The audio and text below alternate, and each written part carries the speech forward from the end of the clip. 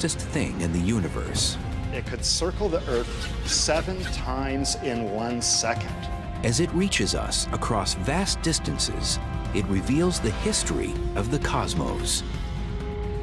We're able to look back in time. Light travels at 186,000 miles per second. Its speed is an ultimate barrier. Nothing can go faster. We have never, ever broken the speed limit. But is the answer final? Will spaceships ever speed faster than light? Is it even worth trying? To give up without trying is just giving up. It can neither be touched nor felt. It is an abstract quantity of immense impact, the rate of motion at the very heart of all existence, the fundamental linchpin of the universe that we call light speed.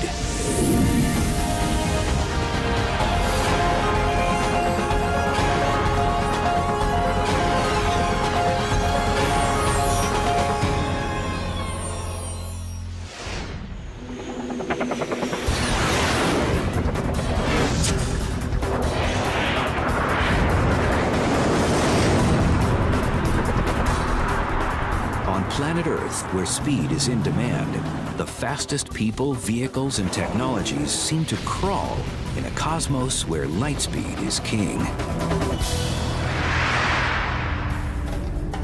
More than king, the speed of light is the cornerstone on which the universe is built. There's a famous saying in physics, which is that the speed of light is not just a good idea, it's the law.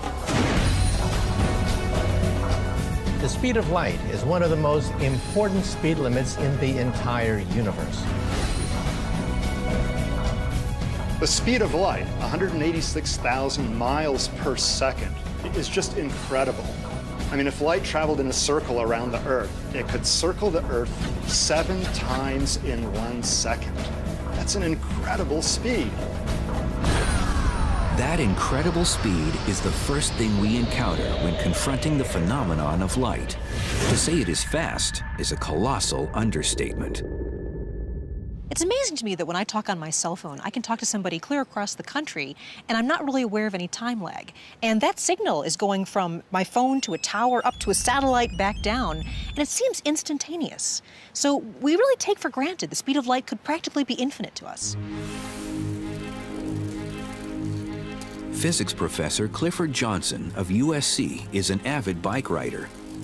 Circling a track, he considers trying to cover the same 186,000 miles that light does in 1 second. He'll find, however, that his work will be cut out for it. To travel the distance that light moves in just 1 second, it would take me 22 months on a bike moving at 12 miles an hour, cycling 24 hours a day. But the speed of light, in relation to the speed of life, makes our world work in just the way we've come to expect. One of the beneficial effects for humanity of having the speed of light be as fast as it is that what you see is what you get. Light speed makes everyday experience virtually instantaneous. When the light bulb goes on, you see it right away. Anything that happens around you registers immediately. And certain experiences make it crystal clear that light travels faster than anything else, including sound. One interesting consequence of the great speed with which light travels is that you see a flash of lightning essentially instantaneously, but you hear the thunder only later on. But light speed has its limits when stacked up to a place as large as the universe.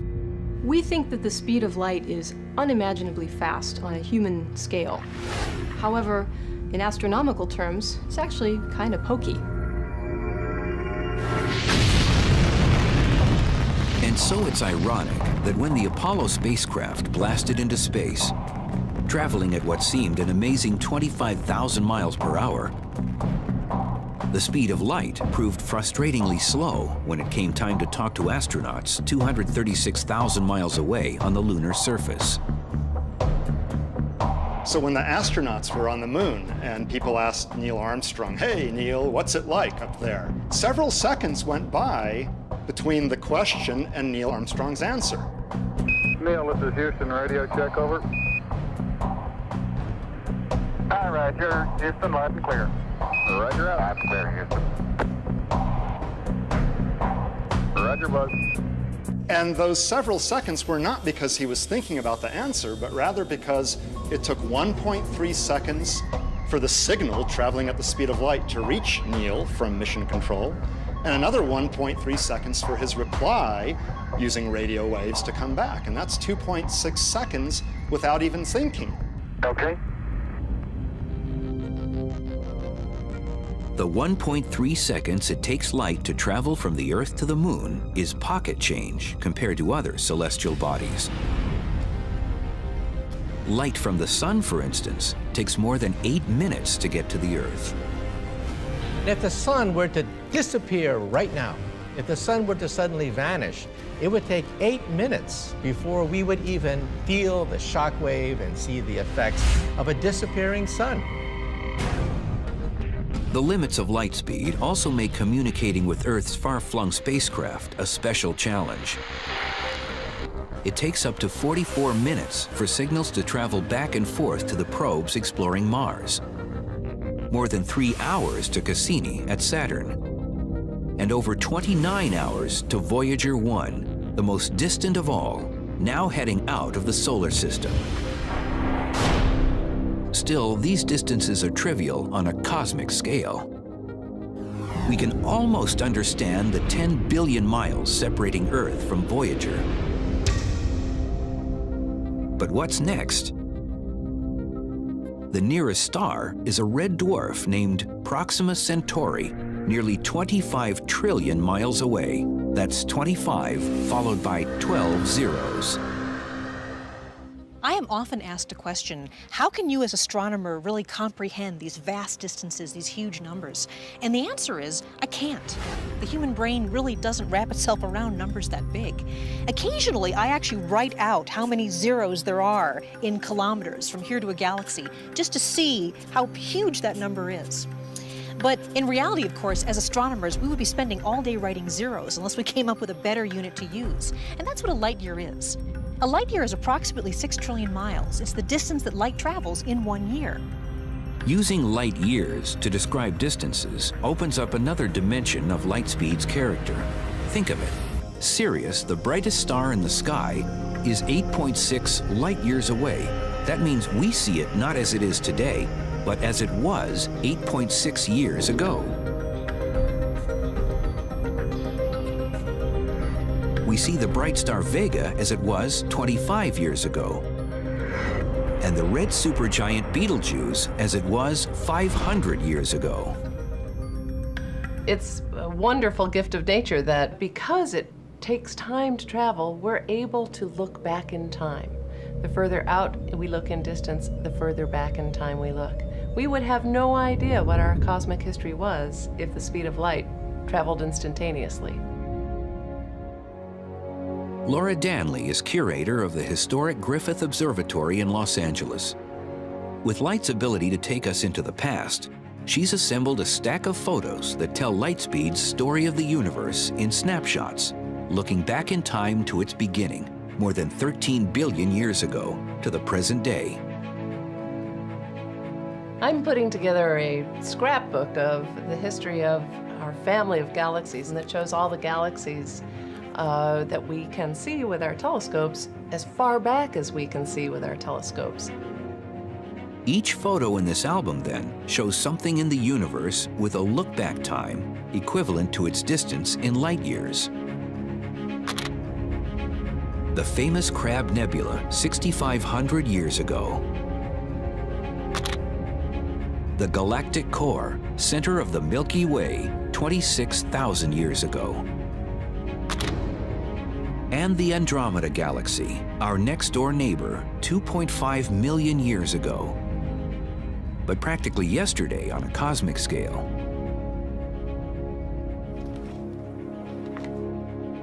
I love this cluster. For almost 90% of the look-back time, the album is filled with common galaxies. Common, yes, but intriguingly diverse. These two are colliding. You can see one going what appears to be right through the other. And there's a lot of drama in the way galaxies evolve and the way they interact with one another. So this one would be, it's only about 500 million light years away. As Danley places each shot in the album, a bigger picture begins to emerge. Adult galaxies have been the main characters, evolving in all their variety for the past 12 billion years.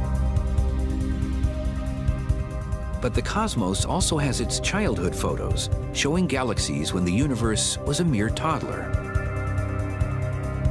These are actually very interesting galaxies at about 11 billion light years away.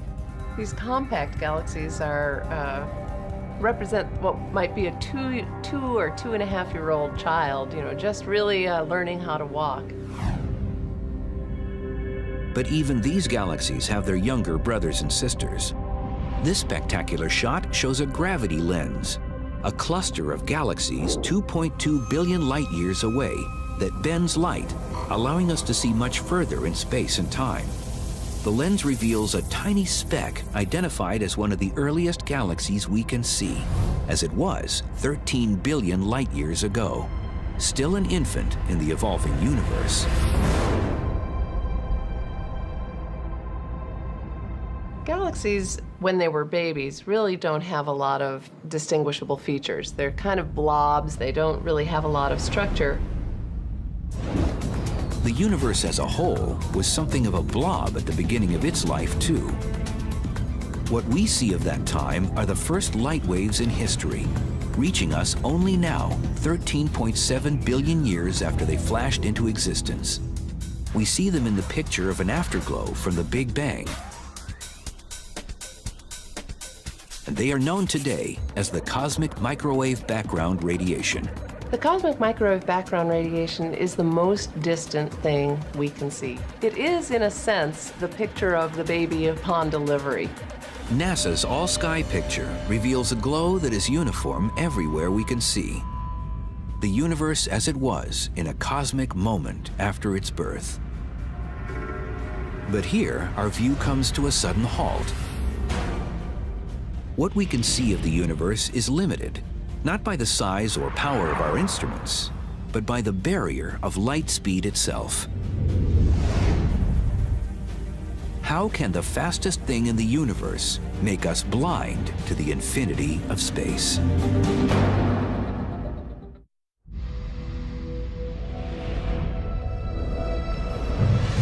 Knowing that light speed is 6 trillion miles per year gives us the light year, a convenient shorthand for talking about the huge distances in the universe. But it's just as important to understand that light speed at 6 trillion miles per year is an ironclad constant. The speed of light is so constant that the universe actually changes everything so that you never see it going any other speed. So the speed of light really is the measuring stick of the entire universe. In fact, the constancy of light speed results in an amazing tool for measuring distance in the vastness of space. The tool is called redshift. It happens as light between galaxies travels at a fixed speed. When the space between the galaxies expands, the light racing between them gets stretched, turning red in color. As light goes from one galaxy to another, from a distant galaxy to our own, for example, that light gets stretched along with the stretching of space. And that causes intrinsically short wavelength light, like blue light, to gradually become long wavelength or redder light. That fundamentally is the cause of the redshift that we see in the spectra of galaxies. How does the redshift turn into a way to measure distance? It's all because of an astonishing discovery made in 1926 at the Mount Wilson Observatory outside Los Angeles. Being up here on Mount Wilson is always a thrill for me because it was actually right here at this location that our view of the universe entirely changed. It was here that Edwin Hubble found out the universe is expanding. And that was an amazing thing. He wasn't expecting it. Nobody thought that was the case. And it changed everything. Seeing red shifts everywhere, Hubble found that all of the universe's galaxies were moving away from each other, which we now know is caused by the expansion of space itself. As seen from the Earth, a galaxy doesn't look like it's moving away, but we know that it is because its light is redshifted. A galaxy moving away at low speed has a slight redshift. A galaxy moving faster has a larger redshift. But Hubble found that those faster-moving galaxies are also farther away. That meant the greater the redshift, the more distant the galaxy. By seeing how fast space is expanding and working the math backwards, cosmologists have been able to estimate the age of the universe. Combine that with light speed, and you have a major brain twister. The universe is such a huge place that the light travel time really becomes important to us. We believe the universe began about 13.5 billion years ago. That means the farthest in any direction we can look is 13.5 billion light years. There hasn't been enough time for light to travel more than that. It's called our light horizon, a sphere 13.5 billion light years in all directions, containing everything we can see. But that's where the brain twister comes in. Does space end there? We have no reason to believe that the distance we can see is the entire size of the universe. In fact, it might be much bigger than that. It's just that with light travel time, that's all we can see. That's our horizon. So consider this conundrum. Astronomers in a galaxy at one edge of our horizon can't possibly see any galaxies on the other edge of our horizon.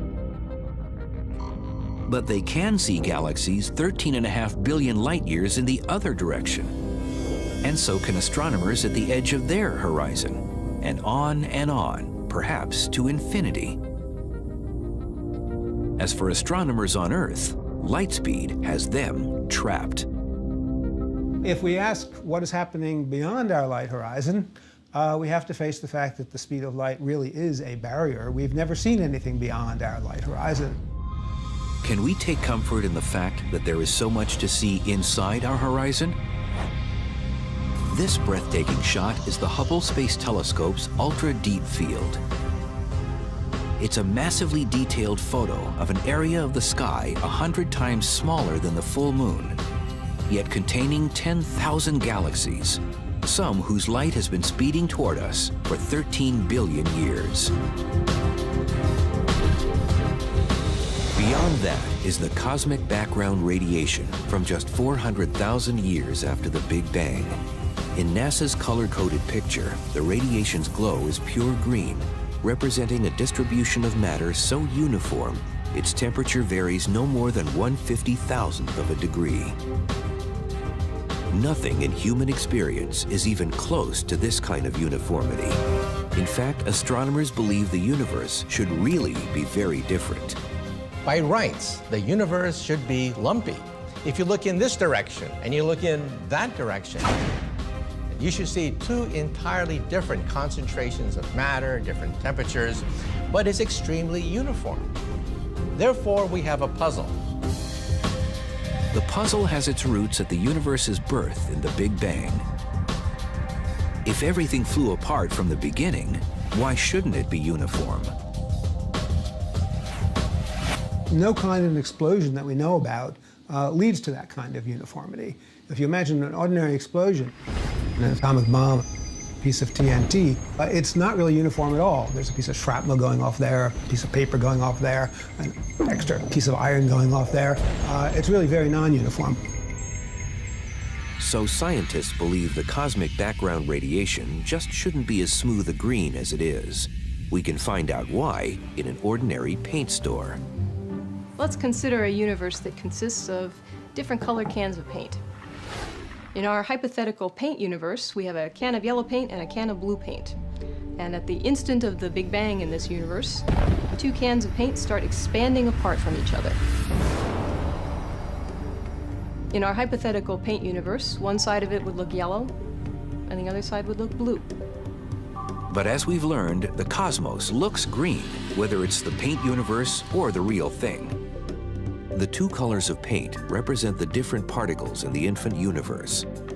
To end up a uniform green, like the cosmic background radiation, they had to be touching. But when scientists first calculated the speed of the Big Bang, they concluded that it blew everything apart faster than the speed of light, meaning blue and yellow were too far apart, even at the instant of creation, for any mixing to take place. Seeing a universe that's so uniformly green would be very strange. It would be like taking our can of yellow paint, pouring it out, and having it be green, then taking the can of blue paint, pouring it out, and having it be green as well. It's impossible. This horizon problem can be solved by a theory that I've worked on called inflation, which is a twist on the Big Bang. Inflation is now the widely accepted variation that makes the Big Bang work without the limit imposed by the speed of light. Another way this could have happened is that our paint universe might have expanded only this far. The two cans of paint have enough time to mix and become uniformly green before the universe undergoes a sudden period of expansion that occurs faster than the speed of light. This would spread green paint all over the universe. If this theory is right, the period of inflation is really the Big Bang that we observe. The other bang that happened before that becomes really a little bang. It's just a precursor to the real Big Bang. Even today, the universe is expanding at high velocity, galaxies speeding away from each other so fast that they seem to violate light speed as the ultimate speed limit. The faster-than-light expansion of space sets yet another limit on what we can see from Earth, where the galaxies of the universe continue to rush away from us. The galaxies that are relatively near to us, those that you can see easily, are moving away pretty fast. And indeed, the more distant ones are moving away faster. But the ones that are really far away, in fact, are moving away faster than the speed of light. And then there are the galaxies that you will never see because they started out so far away that the light from them will never reach you because the space is expanding faster than the speed of light. Space itself, then, is the exception to the rule. It can expand faster than the speed of light. But everything inside it remains bound by Albert Einstein and his theory of relativity. Albert Einstein is the cop on the block. You cannot break the light barrier. We physicists can accelerate particles to 99.9999% the speed of light, but we have never, ever broken the speed limit. But we don't need to break the limit to experience the strange province of light speed. If the universe bends and stretches around the speed of light, what happens when we hit the accelerator and start to get close?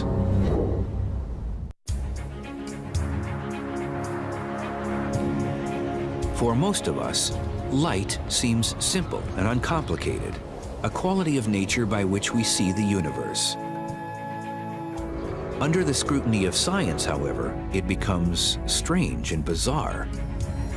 Light is such a common thing in our everyday experience, and yet we have very little understanding of it, really. It's very weird. The speed of light is something that the entire universe bends around to accommodate. We can begin to understand why the universe bends itself around light speed by joining physicist Clifford Johnson at a bicycle track, where a tennis ball will compete against a beam of light. If I throw an ordinary object like a tennis ball, I can throw it at a given speed, and it'll go a certain distance. This is the path of the tennis ball as Johnson throws it while he's standing still. It lands roughly halfway down the track. Next, he'll throw the ball again, but this time from a moving bike, with different results. If I throw the tennis ball at that same speed while riding the bike, it'll go faster because it's the speed of the tennis ball plus the speed of the bike, and so it'll go further. Compare the two tosses and the difference is clear. The ball goes faster and farther when thrown from the moving bike. It makes perfect sense. But now we put light to the same test, using the bike's headlight instead of a tennis ball. If I'm standing stationary and I switch on the headlight of the bike, that beam of light that comes out of the headlight comes out at the speed of light. No other speed but the speed of light. Suppose the beam was slow enough for us to actually see its motion down the track. We mark its position just a brief moment later. Next, Johnson switches on the headlight at riding speed, and the unexpected happens. In that same moment of time, the light travels exactly the same distance as before. Unlike for the tennis ball, you don't add the speed of the bike to the speed of the light. The speed of light remains the speed of light. The two light beams travel the same distance because light speed is constant and independent of the source's motion. It may fly against intuition, but it is a fact of nature. Every beam of light in the universe travels at the same speed in empty space, no matter how fast the star or comet or galaxy that emits it is moving. After scientists discovered this fact at the end of the 19th century, Albert Einstein did the math for the rest of us and developed his special theory of relativity, with constant light speed as its center. Understanding the speed of light gave us a window into understanding the nature of space and time as we understand it now. We do not live in a rigid world where meter sticks and a clock ticking at irregular intervals. We live in a flexible, stretchy, Einstein's world, relativistic world of space and time. In common experience, the universe doesn't seem very stretchy to us because compared to light speed, we are moving very slowly. But when we crank up the velocity, things begin to change. As you get closer and closer to the speed of light, all sorts of strange and marvelous distortions take place. When we say that the universe kind of bends itself so that the speed of light is always constant, it's amazing how literally that's really true. As you move closer and closer to the speed of light, your time appears to slow down to an observer that's just sort of watching you go by. That's amazing. When Clifford Johnson bikes around the track, he needs to be going about 56 million times faster than his current 12 miles per hour to get close to light speed. But suppose he could. Imagine I were riding my bike close to the speed of light. Never mind whether that's possible or not. Just imagine that this was happening. My clock's running slow compared to the cameraman on the ground who's filming me. If I do that for a while, I'm going to age much more slowly than the cameraman who's on the ground. So that when I come back from the trip and come back and talk to the cameraman, he's actually much older than when I left him. If this sounds like magic instead of science, there is proof in something that many of us experience every day. A great example of Einstein's special theory of relativity and the fact that clocks that are moving relative to you run more slowly than your own clock, which is at rest, is the GPS system. The global positioning system lets us drive our cars without getting lost. Turn right. GPS begins with a network of 24 satellites orbiting the Earth 12,500 miles above the surface. At any one time, the device in your car receives signals from at least 4 satellites and compares their light speed travel times to calculate an accurate location on the ground. Drive 500 feet, then turn right. The whole thing depends on super accurate clocks. And when the engineers designed the system, they knew the satellites would be orbiting at nearly 7,000 miles an hour. The speed is enough to slow down their clocks by a tiny fraction of a second. The engineers have factored all the relativistic time differences into the system, which gives it impressive precision. If the clocks in the satellites are running at a different rate than the clocks down here on Earth, and you don't take that into account, you will get the wrong answer for where your car is. Drive 0.1 miles to destination on left. The distortion of time is only one of the strange results of traveling close to the speed of light. On the bike track, Clifford Johnson continues to push the envelope as space begins doing odd things to him and his bicycle. Imagine I'm on my bike again, going close to the speed of light. An observer looking at me would actually see, for example, that the length of my bike in the direction of motion I'm moving is getting shrunk. Actually, the bike is getting shorter. The effect is called length contraction, and together with time dilation, it is seen by a stationary observer while looking at someone traveling close to light speed. But Professor Johnson does get his own chance to witness light speed's weird effects. As his velocity closes in on light speed, his view of the world changes drastically. What I'm seeing as I move close to the speed of light, straight ahead, is that the shapes in front of me are getting quite distorted as compared to everyday life. Everything is being twisted into a sort of tunnel shape, and the colors are getting distorted in various ways. The color changes come from the Doppler effect, and the shape distortions from a phenomenon known as aberration. The distortion is somewhat similar to what you would see if you were driving through a rainstorm. If you were stationary, you would just see the rain coming straight down if you looked out of the side of the window. Whereas if you were moving through the storm, you would see that the rain appears to be slanting towards you as a result of your motion. And that's at the basis of that warping effect that you get as you're moving near the speed of light towards objects in front of you. In reality, we don't have to travel near the speed of light to experience the distortions caused by motion through time and space. They are with us every minute of the day.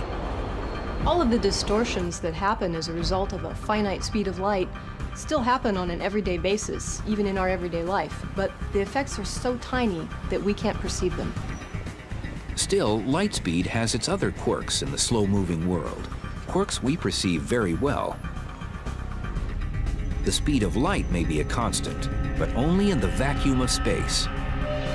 When light moves through things like glass or fluids, it slows down appreciably. If it didn't, things like telescopes and human vision would be impossible. But what would happen if light slowed down much more? If the speed of light were 0?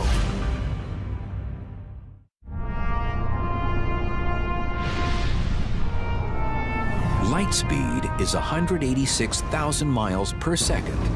It is a universal constant, but a constant with a catch. It travels at that speed only in a vacuum. Light changes its speed when it travels through different media. It travels more slowly through water. That's why you see refraction and bending and rippling of light when you're underwater. Life as we know it would be very different if light didn't propagate at different speeds through different materials. For example, we wouldn't be able to see. Our eyes wouldn't work the same way.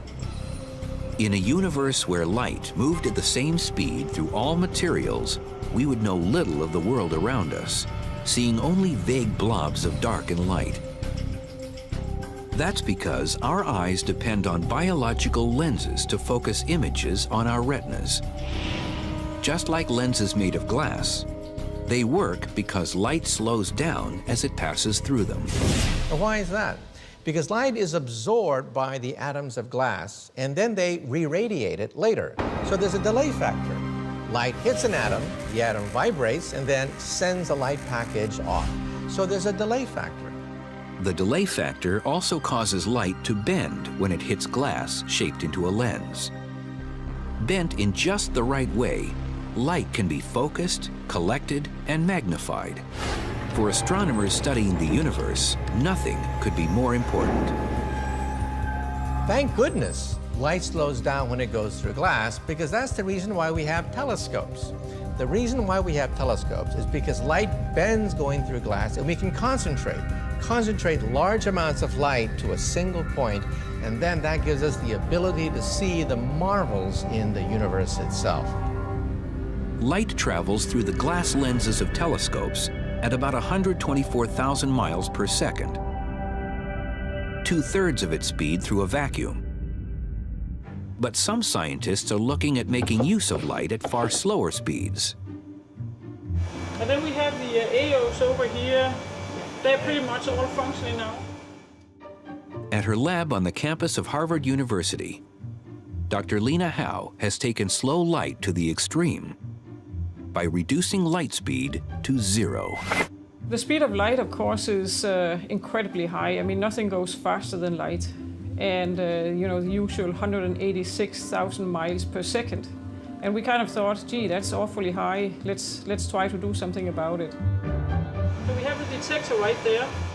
Howe and her team conducted their experiments in a complex laboratory filled with lasers, mirrors, prisms, and other exotic gear.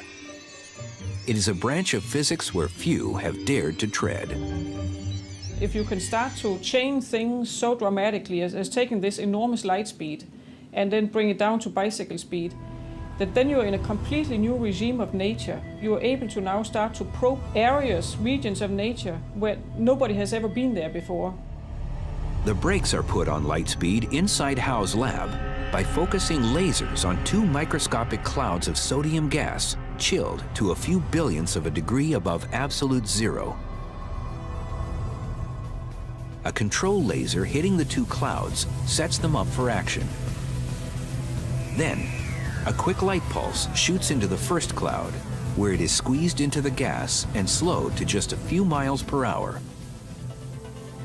The light pulse goes from being about 1 kilometer long in free space. It compresses like a concertina as it enters the atom cloud and ends up being only 0.02 millimeter in size. That's less than half the thickness of a hair.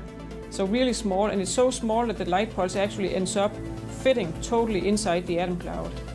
Howe says the atomic imprint of light in the sodium cloud is a perfect copy, embedded in atoms, of the original light pulse. It can then be stopped in free space between the 2 clouds before moving on. When it enters the second cloud, another shot of the control laser expands it to its original size, shape, and speed of 186,000 miles per second. It is comparable in some ways to a science fiction transporter that sends people or objects through space. So in these experiments, what we really do is we stop and extinguish a light pulse in one part of space and revive it in a completely different part of space and send it back on its way. Since light can carry information, this super advanced technology points the way to futuristic light-based computers that bypass wires and electronic chips. Information read directly from light may be faster, more compact, and more secure than anything we have today. But the greatest vision of scientists and dreamers is to be found at the other end of the light speed spectrum. We still face the speed of light as an impenetrable wall, a speed that Dr. Einstein told us could never be exceeded. Yet history is packed with impossibles that have become realities. Will we ever, for instance, be able to reach the stars in ships that go faster than the speed of light? If so, when?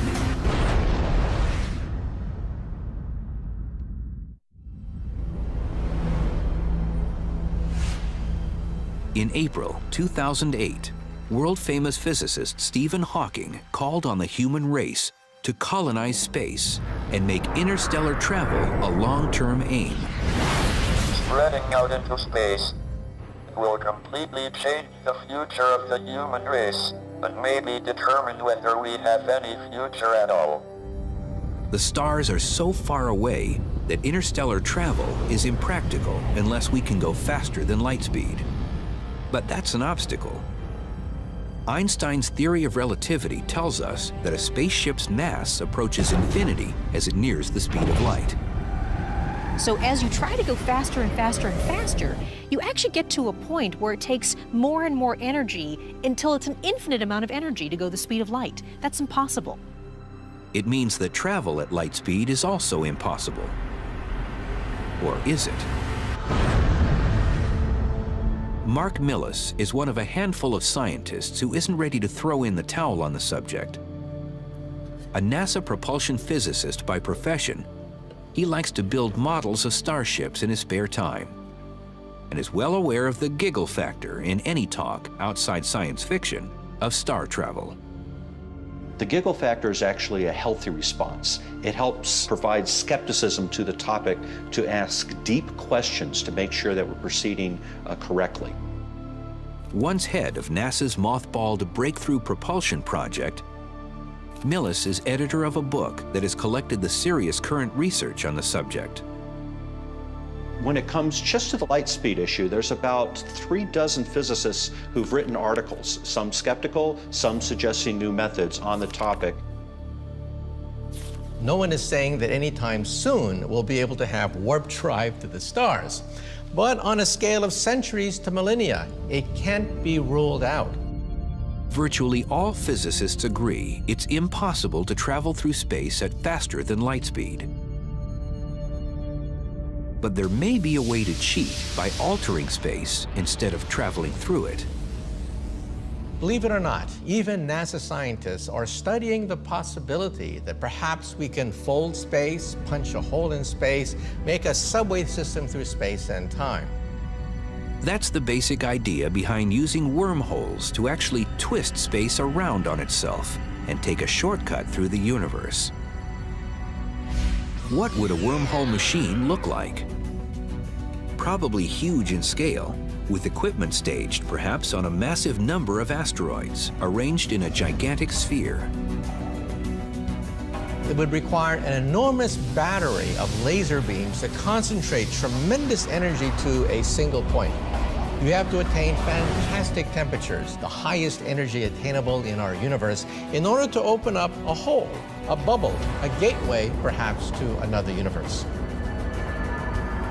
Another way of tricking space into letting us travel faster than light is the warp drive. Miguel Alcubierre was the first one to write about the warp drive in 1994. Alcubierre, a Mexican physicist, worked out the math for a starship propelled by warping space-time itself. Behind the ship, space-time is expanded. In front of the ship, space-time contracts. In between, the ship rides like a surfer. The ship itself sits inside a bubble, and the space around it pushes it faster than light. A successful warp drive, if it is possible at all, is probably centuries away. But in Switzerland, physicists at the Large Hadron Collider may be headed in the right direction right now. Now, the Large Hadron Collider is an atom smasher. It's a particle collider. But it's going to get to high enough energies that space and time will actually warp and bend. We're actually practicing how to bend space in the laboratory. It's the first baby step toward a warp drive.